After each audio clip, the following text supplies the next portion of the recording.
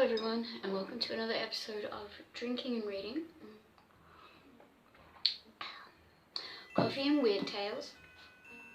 So we're reading February of 1938's Frozen Beauty by Seabury Quinn.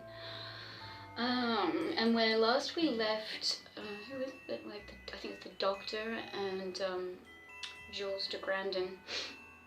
I think he's like a freelance sleuth or something. I don't know. Dr. Pavlovich, was that his name? Was murdered, and anyway, you know what happened. And also, a package has just been delivered to the dead guy's house. And we're about to see what's inside. Right, let's get into it. So, whoever put that case together had intended it to stand rough usage, for the 2-inch planks that formed it were secured with mortices and water-swollen dowels, so that the three of us attacked it furiously. It was upward of an hour ere we forced the first board loose, and that proved only the beginning, for so strongly were the shooks. Oh man, a few things are yeah. Fuck. Okay.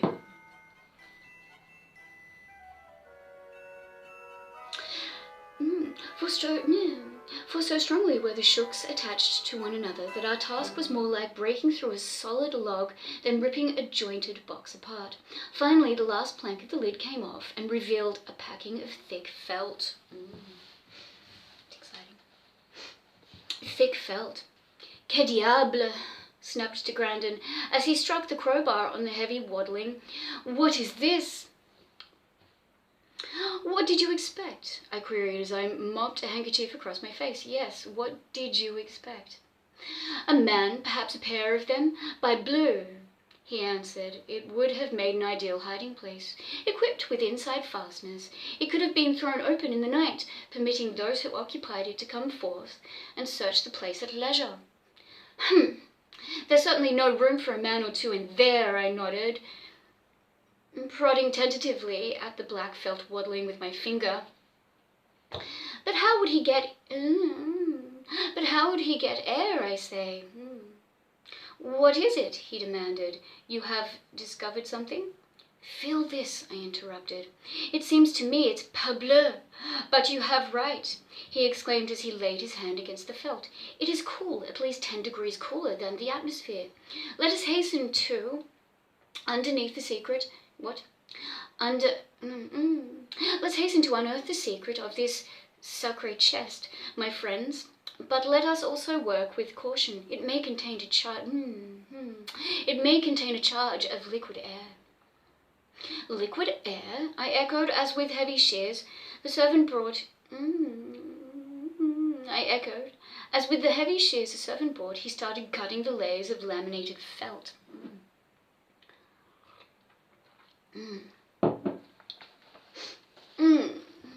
Fortune loves a madman. Sacrament!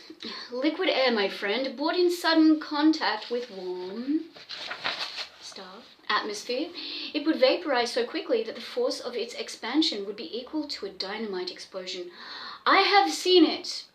But that's fantastic, I objected. Who would choose such an elaborate... Who would choose a woman's bodkin to dispatch the learned Dr. Pavlovich, he countered. It would have been much simpler to have shot him. Yet, morbleu, what have we here? The final layer of felt had been laid back, and before us gleamed a chest of polished, dark red wood, oblong-shaped, with slightly rounded top, with there's a lot of withs in that, with chamfered edges and a group of Chinese ideographs incised upon it. I had seen a chase like that but once before, but I recognized it instantly. A friend of mine had died while traveling in Mongolia, and when they shipped his body home, why, it's a Chinese coffin, I exclaimed. Shared. He was correct. What? No. Precisamente. Un Cecil de Bois Chinois? But what in Satan's name does it do here? And behold, observed my friend, it too is cold. He was correct. The polished puncheon of Mongolian cedar was so cold that I could hardly bear to rest my hand upon it. I wondered what those characters I wonder what those characters stand for, I mused. If we could read them, they might give some clue. I do not think so, he replied. I can make them out. They are customary hung for Chinese coffins and mean Sheng Sang, long life. Long life on a coffin lid? But yes, said Droll Sa, he agreed. It seems the heathen in his blindness has hopes of immortality, does not decorate his tombs with skulls and crossbones, or with pious, gloomy verses in the Christian manner. However, he raised his narrow shoulders in a shrug. We have still the puzzle of this cold coffin to be solved. Let us be about it, but with caution. Now you want caution.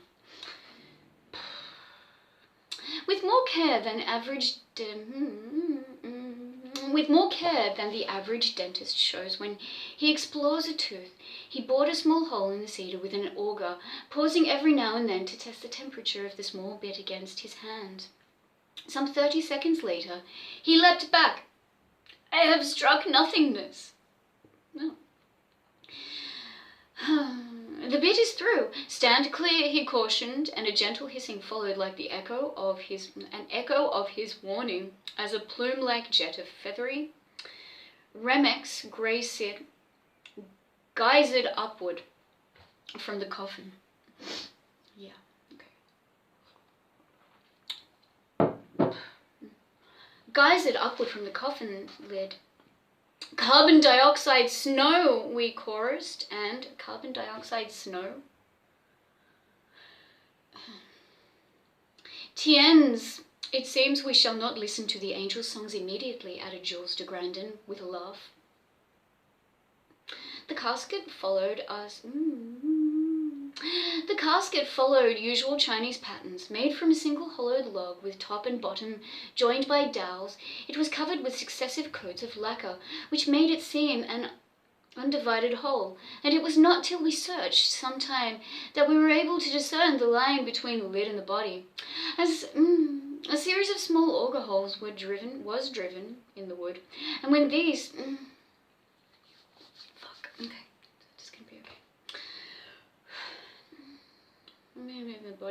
A series of small auger holes was driven in the wood, and with these for starting points we had begun the arduous task of prizing off the heavy lid, when with sudden screech of brakes before the house gave warning of a new arrival. Fuck, it's all happening. Take cover, bade de Grandin, dropping down behind the massive coffin as he drew his pistol. If they think to carry us by storm, we shall be ready for...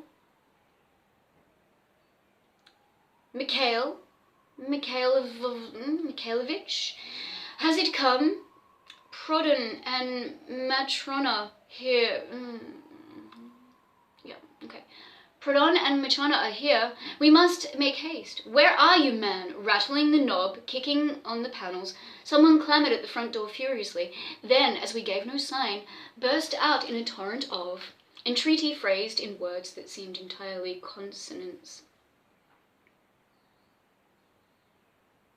De Grandin left his ambush, tiptoed down the hall, and shot the bolt back from the door, leaping quickly to one side and poising with bent knees, his pistol held in readiness. The heavy door swung inward with a bang, and a young man almost fell across the sill.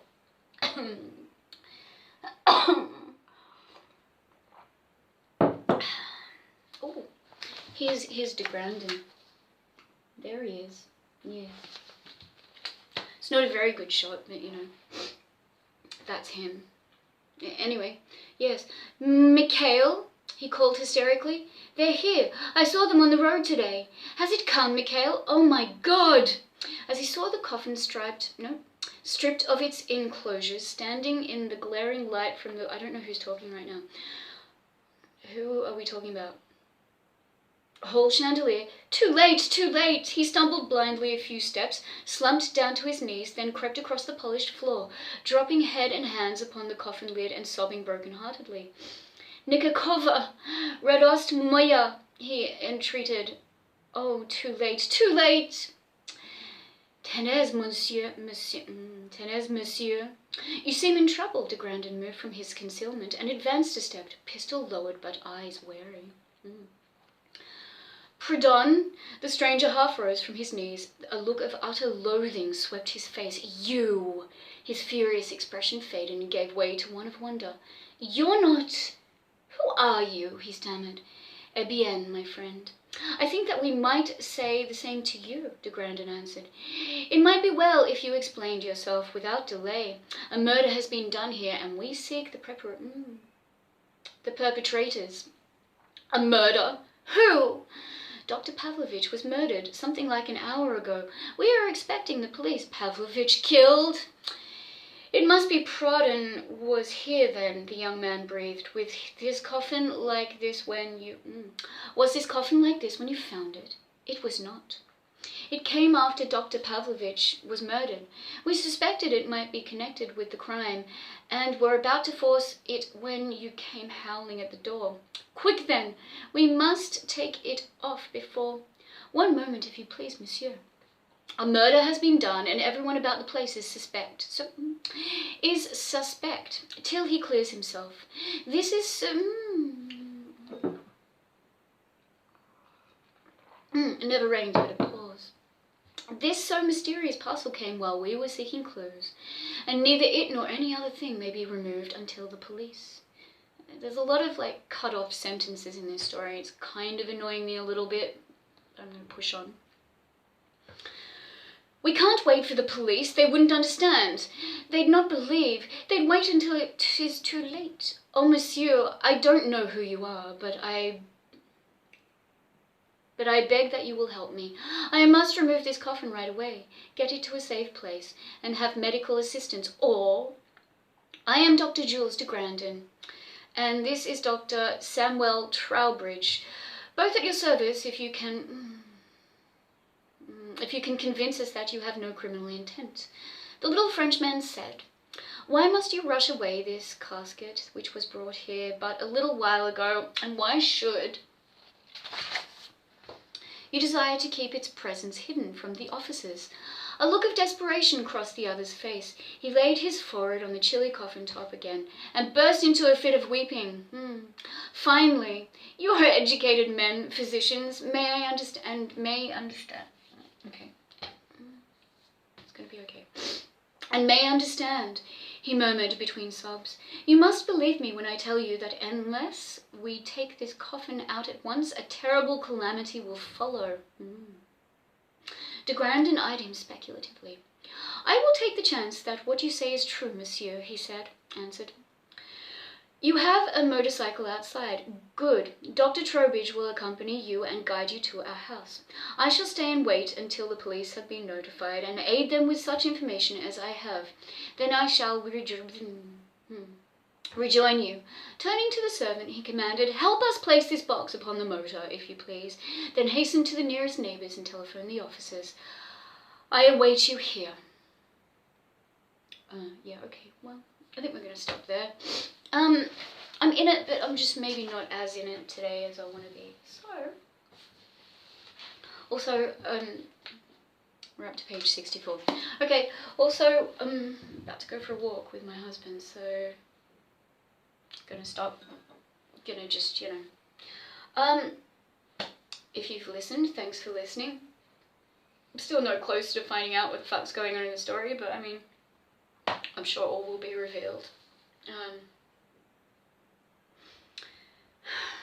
If you've liked this video, please give it a like. If you would like to subscribe, please do. If you mainly come for crochet but you've watched this video anyway, please be assured that I will be making another pair of gloves, this time with full fingers. But that's a project in the works. Yes, okay.